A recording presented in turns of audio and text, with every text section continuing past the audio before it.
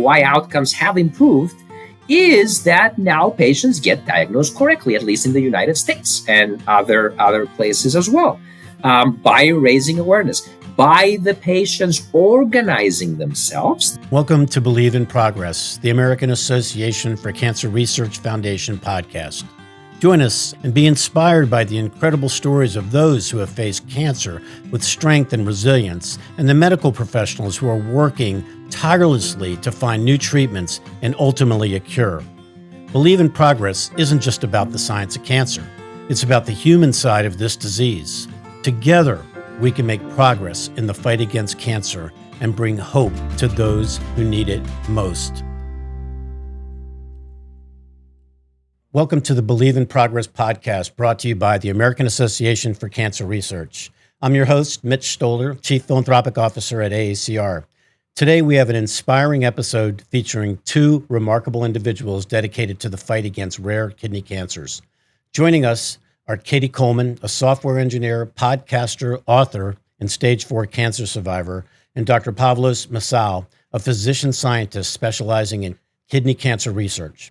Together, they bring a wealth of knowledge, experience, and hope to our discussion. Let's dive into their stories and the innovative work being done in the field of rare kidney cancers. Katie and Dr. Msaouel, it's such a pleasure to have you here today. Thank you so much for joining us and Believe in Progress. Thanks for having us. Thank you for having us. So, Katie, I was wondering if we could start with you and just if you would talk to us a little bit about your cancer journey, your diagnosis, and kind of what brought you to being a cancer advocate as you are today. Yeah, so it's been a bit of a long road and kind of lots of turns along the way. But I was initially diagnosed in December of 2020, where in the ER they would end up finding about a 12 centimeter tumor on my right kidney and what would end up being about 15 or more tumors in my liver. We didn't know exactly what it was at the time, but we were pretty confident that due to the spread to my liver, it was likely stage 4 kidney cancer at that point. And so I originally lived in Utah at the time. So I originally started off at the Huntsman Cancer Institute in Utah, where I went through a series of diagnostics. We got an MRI to look at the liver lesions a little bit better, and also did a biopsy, because there was some suspicion that from my initial report that the tumor could have been an oncocytoma, which is typically known to be a benign tumor that typically never spreads, because I had a large central scar in the middle of my tumor, which is kind of iconic for oncocytomas. And so there was a chance that if the lesions in my liver didn't end up being metastatic spread, that this could have just been a benign tumor that we could have removed and I would have been okay. When I underwent the biopsy, we found out that the cells in the kidney and the tumor in the kidney matched the same as the tumors in my liver. And originally it came back as a unclassified oncocytic renal neoplasm. But basically they said that this thing looked exactly like an oncocytoma, which is typically that benign tumor, except it spread to my liver. So it clearly was not benign in my situation, which is what gave me a stage 4 diagnosis. So that's typically not supposed to happen with oncocytomas. And so it was presented to me that I kind of had a rare type of kidney cancer. And there were a couple different options that it could have been in my differential that came in my pathology report. One of them was chromophobe kidney cancer. And so I started learning as much as I possibly could about oncocytomas and chromophobe kidney cancers as I was leading up to my appointment to find out kind of what the best treatment options would be for me. I initially was offered an immunotherapy at my original institution, but they made it very clear that this was very rare. They hadn't really seen a tumor like mine before. And so I didn't have a medical background or any kind of medical training at the time. So I tried to take in as much information as I possibly could. There was some hints that I might not respond to immunotherapy based on the fact that this tumor looked similar to chromophobe kidney cancer, and chromophobe kidney cancer can be less likely to respond to immunotherapy. So I ended up going for lots of second opinions due to the rarity of the situation and trying to find out what treatment option might work best for me.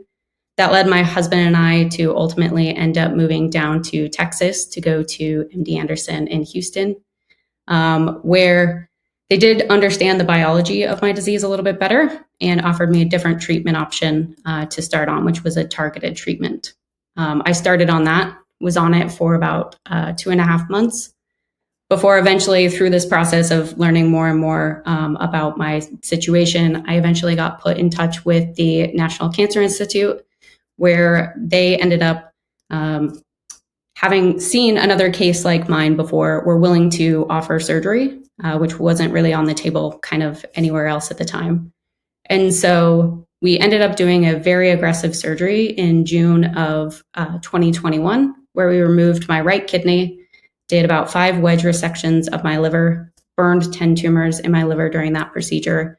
And then a couple months later, we went back and ablated a few more that were left behind.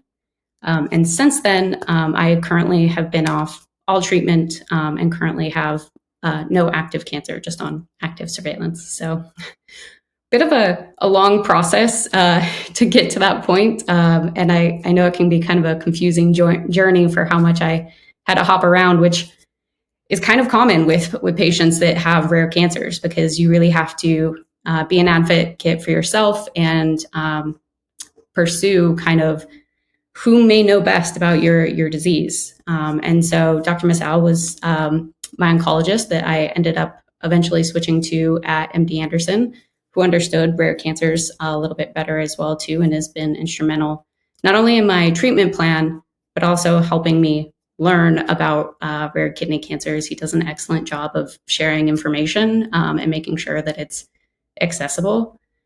And so that kind of all helped contribute to me eventually getting into the advocate space.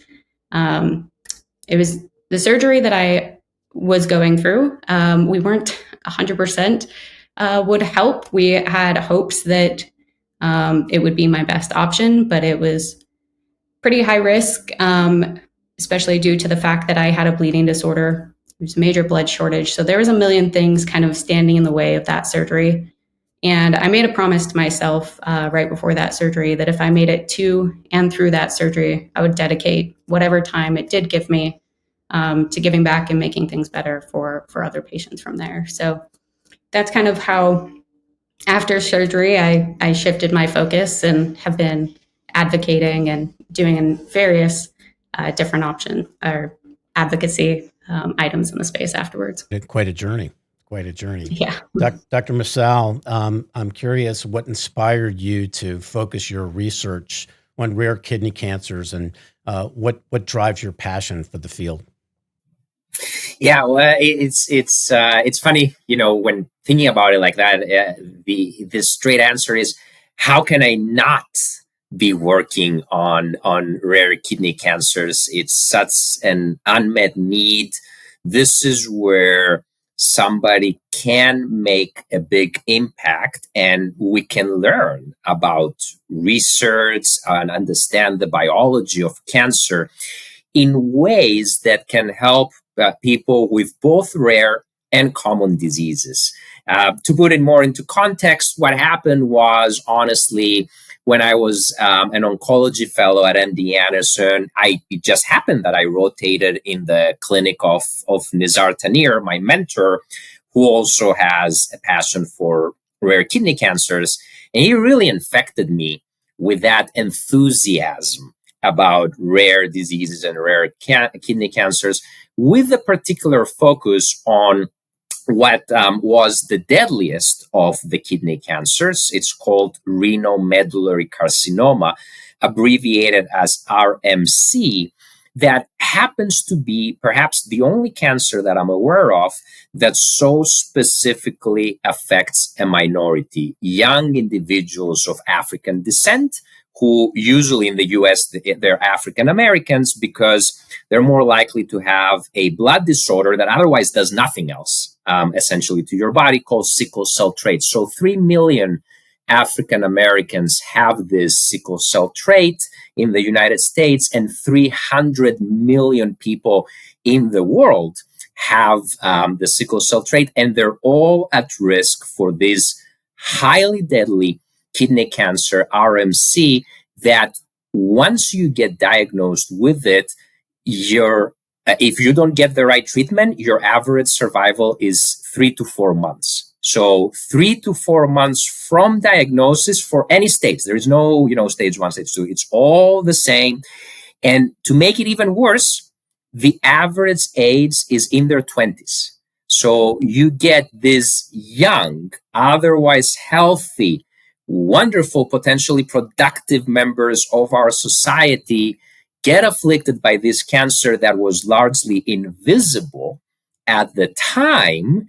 And you feel this urgency to do something about it, which is what we did. So we created a rare kidney cancer program that focuses on RMC as its case study. And we have been able to make an impact. The median survival, meaning the average survival by 2018, was about 13 months, which meant that still about half of the patients would survive to a year, less than a year from diagnosis. But today, the median survival through these research efforts have improved to at least 18 months. We're getting to 2 years. So we've doubled the median survival through these efforts. And the majority of these patients will now survive beyond a year from diagnosis. And some of them up to 10%. It's not enough, but it's a number, are rendered disease-free. This is a cancer that was thought to be unbeatable 5 to 10 years ago, and that is no longer the case. And the beauty of making that focus is that paradigm, those ideas, can help other patients who have different seemingly diseases, and Katie is one of them. So that's the beauty of and the interconnections. There are only certain ways through which cancer cells can evolve and can behave. So what we learn from one rare cancer can actually help much more than just the patients with this rare cancer. And are you learning about these things through clinical trials and activities like that? Absolutely. So research is quintessential. And exactly as you said, the first thing that we needed to do when we started this is, hey, we need, first of all, in order to develop the clinical trials, they have to be driven by biological knowledge. We cannot just experiment, thoughtlessly. This is very important. And so we developed the models. We developed the cell lines in culture. We developed the animal models. We collected the tissues. We analyzed the tissues. We understood more and more of the hallmarks that drive RMC as we understand the hallmarks of cancers like Katie's tumor more and more. And by doing that, we started opening trials to show, and so we have activated and completed 3 investigator-initiated clinical trials for this kidney cancer RMC, where there were 0. We're opening the 4th one in September. I'm actually going to present it in a few hours in the meeting that I'm on right now to get people more and more excited. So 4 out of nothing since 2017, 2018. And what this shows is, first of all, clinical trials for rare cancers are feasible.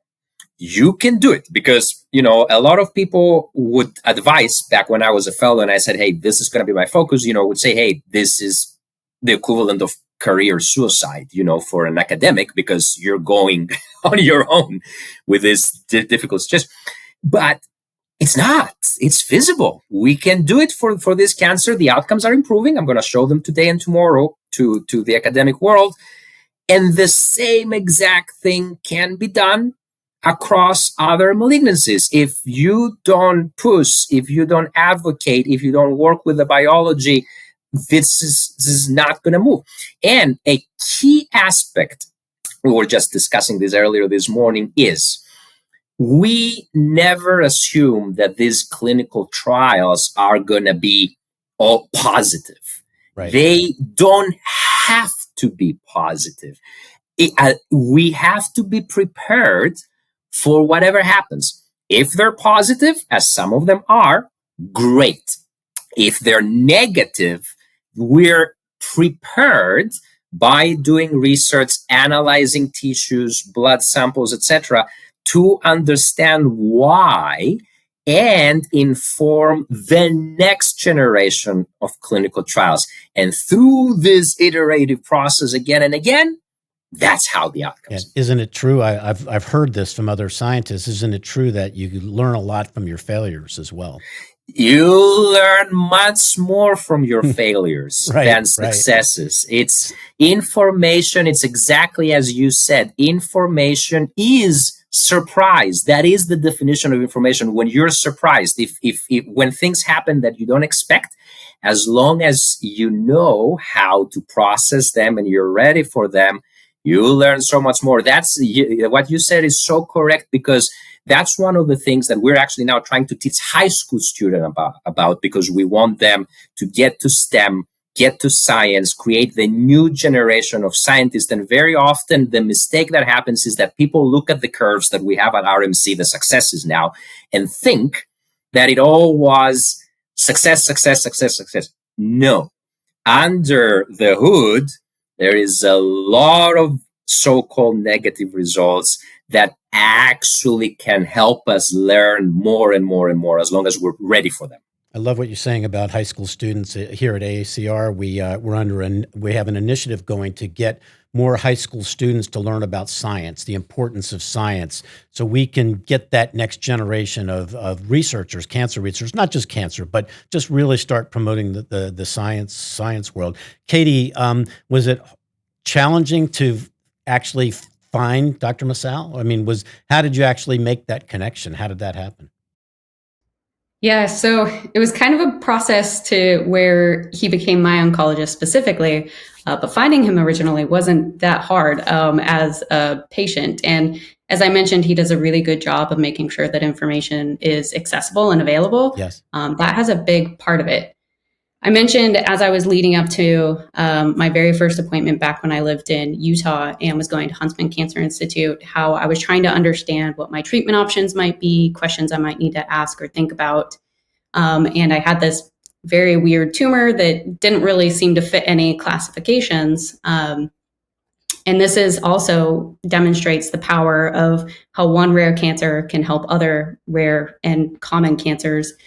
Is in that process, I was told that I had a rare kidney cancer. So one of the first things I did when I couldn't find any information just through regular resources on an unclassified oncocytic renal neoplasm, I ended up typing in and searching for rare kidney cancers. And there happened to be a webinar that Dr. Msaouel was on that was titled Rare Kidney Cancers and Renal Medullary Carcinoma, which meant even though it was a presentation mostly on RMC, there was a section that covered chromophobe kidney cancer and some of the other rare kidney cancers in the process.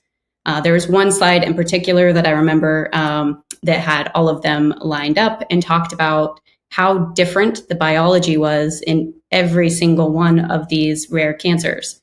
And so I was able to tease out that they were all kind of different from each other and responded differently to treatment. And then when the slide came up about chromophobe kidney cancer, it discussed how chromophobe is less likely to respond to immunotherapy. There's still some patients that can, but that you really needed to pay attention to each case individually and to kind of determine what the best treatment option may be because of that scenario. And so when it came time for my very first appointment with my oncologist when I was in Utah, I had all this context in the back of my head and kind of was asking questions around it of if immunotherapy would be the right option for me. I had had a bleed during my biopsy. And so we originally were going to do an IO-TKI combo, but due to the risk of bleeding, it was possibly being suggested of just immunotherapy. And since I knew chromophobe was still in my list of differential diagnosis, because I had access to my own reports, that is kind of what all led me to pursuing second opinions and looking into what other options may be available. I originally, when I went down to MD Anderson, I just called the general line because I had no idea how to book an appointment or how the systems worked at the time.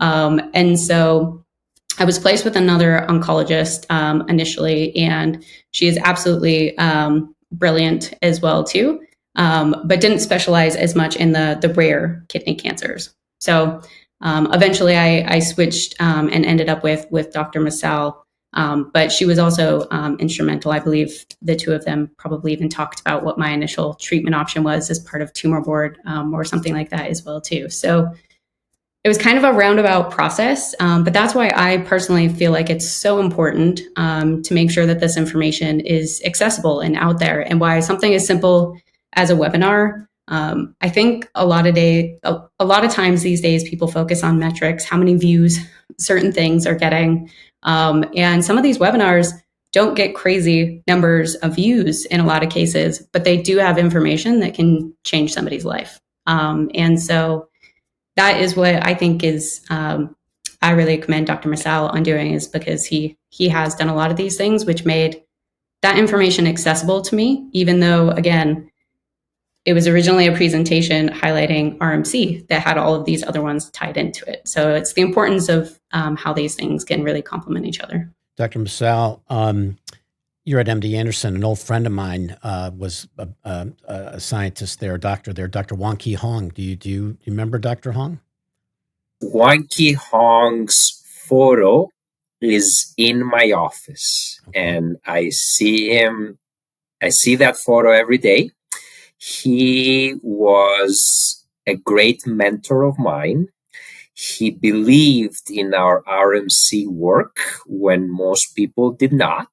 When I was being told that this could be academic suicide, he said, nope, you keep pushing, you keep persisting and guiding. So I remember him very, very well. I wish he was here to see what is happening in RMC and other kidney cancers right now. Perhaps he is watching, and regardless, he is very, very, very missed. He became a great friend of mine, and we did some things together, and he basically became a mentor of mine, and I've gotten to know his family quite well. We honored him at the AACR annual meeting. And it was amazing, Dr. Msaouel, and I'm sure you're not surprised how many people came out to pay tribute to this man. So it brings a great smile to me to know that he meant that much to you.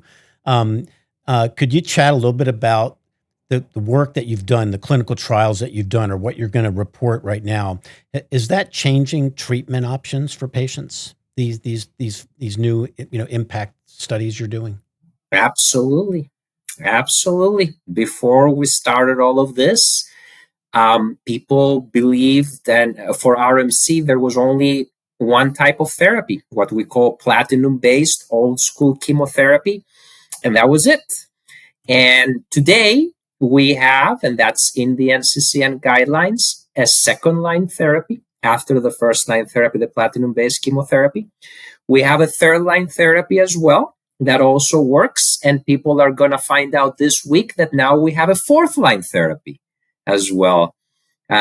So yeah, this is truly making an impact. And again, that acceleration of research, because I'm going to show a graph whereby you can literally tell that, yeah, things are moving. Like no matter what happens as technology is moving, things will progress. Cancer outcomes will progress. However, we can make it much faster by supporting research and by advocating for research. And you can see how once that happened with RMC, for example, literally, if the curve continued the way it was, what is happening today would have happened in 2030, around 2030. So that actually means that there are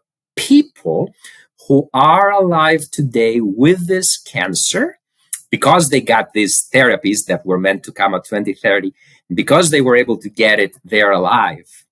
Otherwise, we would have lost them. That's great. Let's chat about advocacy for a minute, Katie. I'd love to learn more about some of the work you're doing with the Oncocytic Tumor Alliance, but also the Rare Cancer Research Foundation. And tell me a little bit about what your goals are and the kind of work you're doing for both. Yeah, so I started the Chromophobin Oncocytic Tumor Alliance last year. And part of the reason why I chose to create it, there was a number of factors that went into play with it. One was originally, I mentioned there was a period of time we thought I could have had chromophobe kidney cancer. And so through that process, I connected with a group of other young women who were all diagnosed with chromophobe kidney cancer all around the same time. And we all started learning together about the very limited research in chromophobe kidney cancer at the time, and its limited response to treatment. If it ever does spread in the metastatic setting, it's less likely to spread than the other types of cancer. But when it does, it can be less likely to respond to the treatments that exist to it. And that all goes back to the fact that all these kidney cancers, each subtype is very different from the other ones from a biological standpoint. And so we were all asking the question of why is no one researching this? Why isn't anything happening? And there was a young woman that had started that was diagnosed around the same time. Her name is Catherine. She had started a research grant for chromophobe kidney cancer that was patient-led. So basically, myself and this group of 5 other young women kind of all banded together to help fund the first ever patient-led chromophobe kidney cancer grant. And so we funded that in, I believe it was under a year, where we funded. It was $50,000 for the first grant. And that was in efforts with another organization that helped kind of champion that. And so it was the first time that I saw that it really doesn't take a large number of people to make a difference in these spaces. It just takes dedicated champions for it. This was along the same period of time where I was watching what was being done in RMC. When I was initially diagnosed, I didn't hear RMC that often. I did in that webinar, but I hadn't heard it kind of all over the place. And about a year and a half later, I was attending the IKCS, which is a kidney cancer symposium put on by the Kidney Cancer Association. And there I ended up hearing 3 presentations about RMC. And I noticed the progress that was being made and how much of that was likely due to having fierce champions for the disease. I saw the same thing happening with HLRCC, which is another rare type of kidney cancer. And so I kind of decided that I was going to create a nonprofit so that there was a dedicated resource to be able to do the exact same thing. We needed focused efforts to be able to help patients kind of organize around this effort beyond just kind of organizing beyond a grant. Let's make sure that we can put the steps in place so that we can band together in a coordinated effort. And so I ended up starting the Chromophobe and Oncocytic Tumor Alliance. And the main efforts right now are focused around chromophobe kidney cancer, because that's the one with the most need to move forward for treatments and research. And then I ended up joining the Rare Cancer Research Foundation last year. And that was kind of a serendipitous event that kind of ended up happening at ASCO last year, where the weekend before ASCO, there had been all this talk about how do we move research forward for rare cancers that I've had with various people, and seemed to see a lot of the same blockers and hurdles in moving research forward. But there was kind of just a lot of talk in a lot of these things. And so I wanted to create something that made it easier to start moving things forward. So the weekend before ASCO, I ended up creating a resource that consolidated pretty much everything that was known about chromophobe kidney cancer all into one place. So it was all of the institutions that had labs that were studying it, every paper that was kind of highlighting where the current research was, where the cell lines were,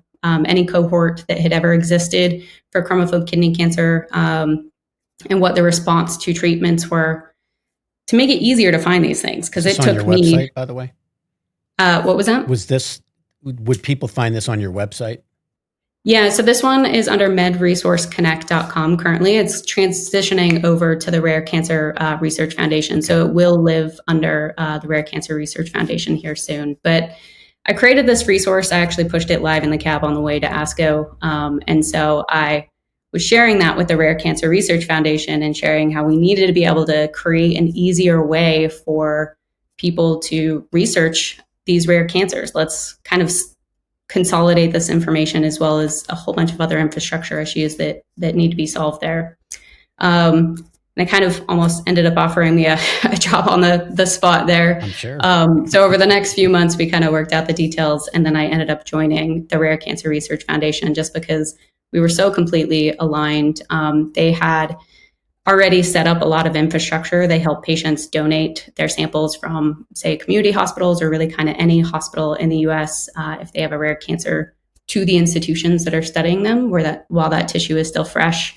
And so kind of made perfect sense to team up our efforts here to kind of help move things along together. Starting a nonprofit organization is no easy task, by the way. And so Yes. Congratulations, and I applaud your efforts to do that. Dr. Msaouel, besides funding, which we all know is always something that we're always striving to raise more money to fund cancer research, what other challenges do you face, running your laboratory, being an oncologist? Again, knowing money drives research, drives science, but I'm just kind of curious what other major challenges you have. Yeah, and Katie has just been an amazing advocate for patients. She really, really digs deeply into everything, both her condition and other conditions. She understands the challenges. That's something that her and I discussed, which, exactly as you said, is not just funding. It is also, for example, raising awareness. RMC was completely under-recognized, underserved. People would not even diagnose it correctly. So a big change, a big aspect of why outcomes have improved is that now patients get diagnosed correctly, at least in the United States and other places as well, by raising awareness, by the patients organizing themselves the way Katie described, and that's what the RMC patient advocacy community did, and then advocating for themselves and saying, hey, check extra. Don't just call this kidney cancer. Go deeper. What type? Each type is treated differently. So raising awareness is key. Another thing is, beyond funding, again, open collaboration. And here is, a nice connection with AACR, because it was last year at the 2023 AACR Kidney Cancer Conference, right, whereby we first got the opportunity to present where we are heading with RMC for the first time. And we did something else. And this is actually in the public domain, published in Cancer Research, the AACR journal, as an abstract, as part of that, as part of that conference abstracts, whereby we've set openly, transparently benchmark goals. We said by 2025, we're going to get the median survival of patients with RMC to 2 years. And by 2030, we're going to get it to 5 years. And by having those milestones, we are held accountable to ourselves, to our patients, to our funders, etc. And what I can tell you, initially when we first presented that, the community of folks that were in the AASR keynote conference were initially, what is this? What is this saying? But then we actually presented the data and they said, this is actually feasible. And now today, even earlier than 2025, we're going to present the data in the conference I'm at right now. We're going to show, because this is going to get published in the next few weeks, we're essentially there. We've gotten to the 2-year survival, and we are on a trajectory to get to the 2030 goal of getting the survival to 5 years, with the one overarching goal of eradicating RMC and every other cancer. Well, it's wonderful to hear you talk about and setting bold milestones, because not everybody does that. And to me, that's quite inspiring in my role of trying to always consider raising money for all different types of research. So I think that's phenomenal. It really is. So Katie is also an author. And I understand a book is coming out here very shortly, Too Young for Cancer. Katie, tell our audience a little bit about, what went into the book, the inspiration for it, and a little bit about it, and how people are going to be able to get it when it goes live. I was thinking about that the other day. I've been, I'm approaching 2 years since I initially started writing that. And it's been an evolution of writing it. I initially decided to write it because there was so much. I shared my entire cancer diagnosis through social media because when I was initially diagnosed, I was 29 at the time and getting diagnosed at stage 4 without a great prognosis or an unknown prognosis. I had no idea what to expect. And I really wanted other people to kind of have more information than I did. So I wasn't sure how things were going to go, but I wanted to share that process along the way. But so much of that was missing a lot of the context of kind of everything that was happening behind the scenes, and kind of the internal struggles that I faced a lot of times as a patient, how difficult it was to navigate these systems, as well as what led up to me getting diagnosed. So it took me about 1.5 years to actually get diagnosed while I was pursuing various symptoms. And so I share kind of what that process was like leading up to getting diagnosed. And then I took readers, I guess, through the entire process of each step of the way, the hurdles that I ran into. And also for me personally, because I had such a rare cancer, I have no active cancer currently, but there was a period of time that we were watching my disease, and that we had to watch it to even say that I had no active cancer, because I do still have a few spots in my liver that are all very small, but have not changed over several years. And so I really struggled to process all of those things, because there's nothing like talking with another patient to understand that you're not alone. When people think that you should mentally be okay after maybe the first couple of weeks as you've gotten through your diagnosis, all of the well wishes kind of fall off and you're just kind of in the thick of treatment, people think that you can kind of just get on with the process. And I really wanted to show the behind the scenes of the ups and downs that comes with all of that, that it's not a linear path. As well as the power of these communities that really not only help patients move along through the process, but were also how I got to the National Cancer Institute, how my treatment options changed. It was the power of a community that made that happen for me. And so I really wanted to share the behind the scenes of what that was like in the memoir. So it comes out in November, and it can be found at katiekickscancer.com/memoir. And all of my portion of the proceeds of that book are being donated back to research. So I donated my book deal, and all the proceeds that will come from that, as well as like any speaking engagements or anything that come from the book, all of that goes purely back to research. So support definitely helps there. Well, we will certainly promote the book, and it'll be in the show notes here. Dr. Msaouel, you must be very proud of Katie. I can tell that and we've only just met 40 minutes ago, but I can tell you, you have a special place in your heart for your patients.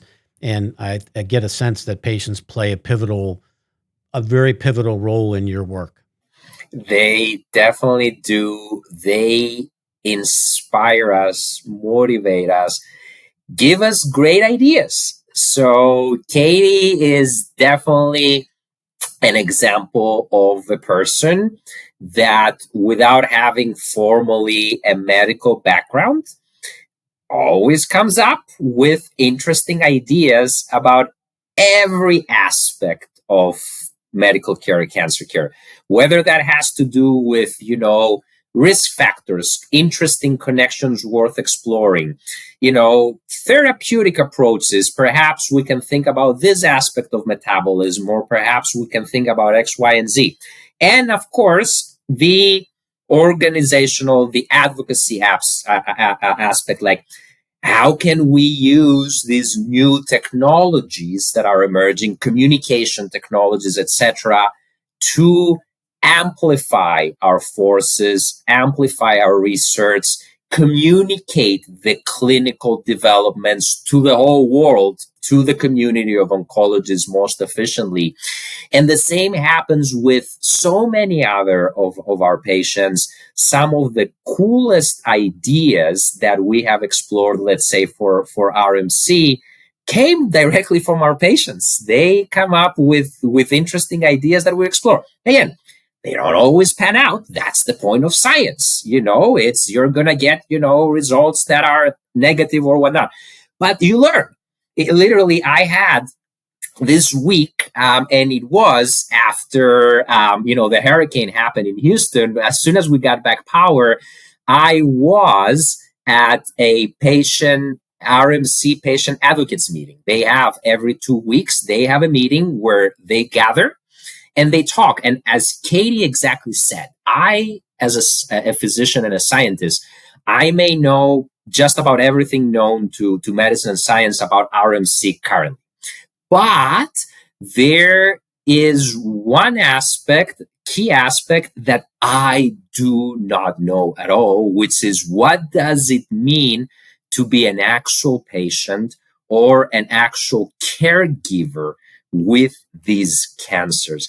This is why this complementarity is so important. And when the patient advocates, ask, hey, can you come and answer some new questions that we have as things develop? And that's the beauty. When there's progress, there are more questions to be asked.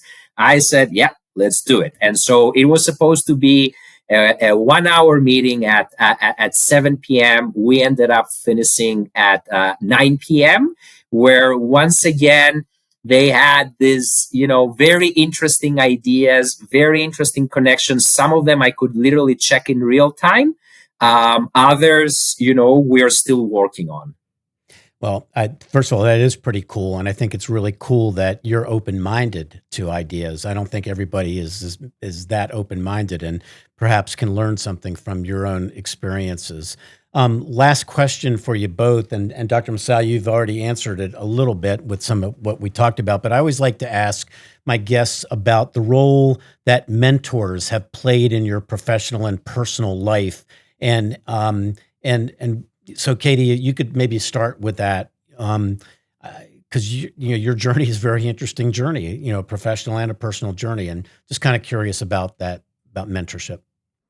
Yeah, I think mentorship is huge. I wouldn't have learned pretty much anything I know currently without mentorship. One of my very earliest mentors was actually a former boss of mine.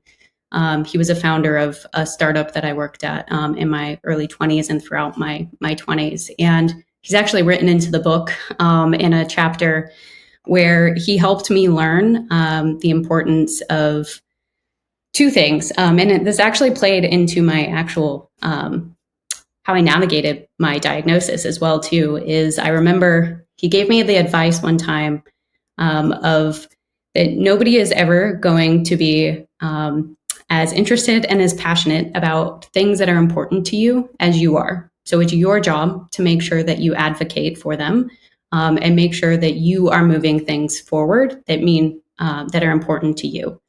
And that advice was some career advice I was getting at the time, but it also tapped into nearly every aspect that I have used of my life now, because it's all about finding those things that if you're passionate about something, you can't sit around and wait for somebody else to do something about it. Right. You need to help move those efforts forward. And so he is still a mentor of mine that I appreciate greatly, but I've also had various mentors just trying to navigate the space after my diagnosis and learning about disease, although I don't know I would call official mentor, but I've learned so much from Dr. Msaouel, from his presentations and even from information that he has helped teach me throughout this process, because he is very open-minded. And so I think whether you have official mentors or you have people that you look up to and learn from, I think they are crucial in the development of anybody in their personal life or making an impact in any type of advocacy or scientific role. Thank you. How about you, Dr. Msaouel? Yeah, I cannot emphasize enough the value that mentors and teachers have in our lives from early on. You know, the easiest example is starting, in school, in middle school and early in high school. I wasn't doing that great. I was getting the feedback that I am a do nothing, and I was in that path. I clearly was in that path. And it so happened there was one particular teacher, one particular mentor. His name was Yanis Kourelis. And somehow, I don't know how he got to me. He said something to the effect that, hey, what you're doing is, the equivalent of having all of these, farmland in Thessaly, in my native country of Greece, and just doing nothing with it, just letting it die. And, I don't know why it got to me. The way he said it, the way he framed all of this just got to me. And I got a love from him about science, almost like that, like about physics initially, and then biology, and then medicine. And then I had mentors like my PhD advisor, Michael Koutsiliaris, who was the one that said, hey, why don't you go to the US, as a sabbatical to just do some cancer research there, get some of the technology there, and then come back. And I went, to Mayo Clinic with Eva Galanis, another great mentor. I did not even intend to do oncology. And, she said, nope, you're going to end up being an oncologist. And she was right. Here you are. You can't say no to Eva Galanis, I guess. And then, she was the one that said, hey, why don't you think about maybe training in the US for residency in oncology? I never thought that I would do this, that I would make a life for myself in the US. And here I am. And I told you already about Nizar Tanir. He's the one that, gave me all of this passion for kidney cancer and rare kidney cancers in particular. So yeah, mentors are key. Well, I can't thank you both enough. That I've so enjoyed doing this podcast. You both inspire me. You both have wonderful passion and energy and are clearly making an impact. Dr. Msaouel, I wish you the best of luck with your presentation today. I know you're going to knock it right out of the park. And Katie, I can't wait to get a copy of the book, first of all, but can't wait to really read it and dig in. It's going to be a huge success. I'm confident of that. And you two are just bright stars, and anything we can do at AACR to continue to promote and help you with all your missions, and we're here to do that. So thanks so much for giving us some of your precious time today. Really, really appreciate it. Thank you so much for having us. I've really enjoyed this chat and conversation. Thanks. Same here. Thank you. Thank you, Katie Coleman and Dr. Pavlos Msaouel, for sharing your invaluable insights and the impactful work being done in the fight against rare kidney cancers. Your dedication and collaboration are truly inspiring. To our listeners, thank you for joining us on this episode of Believe in Progress podcast. If you want to learn more about Katie's advocacy and Dr. Msaouel's research, please visit katiekickscancer.com. That's katiekickscancer.com. Remember to subscribe to our podcast so you never miss an episode, and share this podcast with friends and family, lots of friends and lots of family, to spread hope and awareness. Your support is crucial in the fight against cancer. Please consider making a donation to the American Association for Cancer Research at aacr.org. Every contribution helps advance life-saving cancer research. Thank you for listening, and until next time, keep believing in progress and the power of collaboration in the fight against cancer. This podcast is produced by College Cast LLC, and don't forget, cancer research saves lives.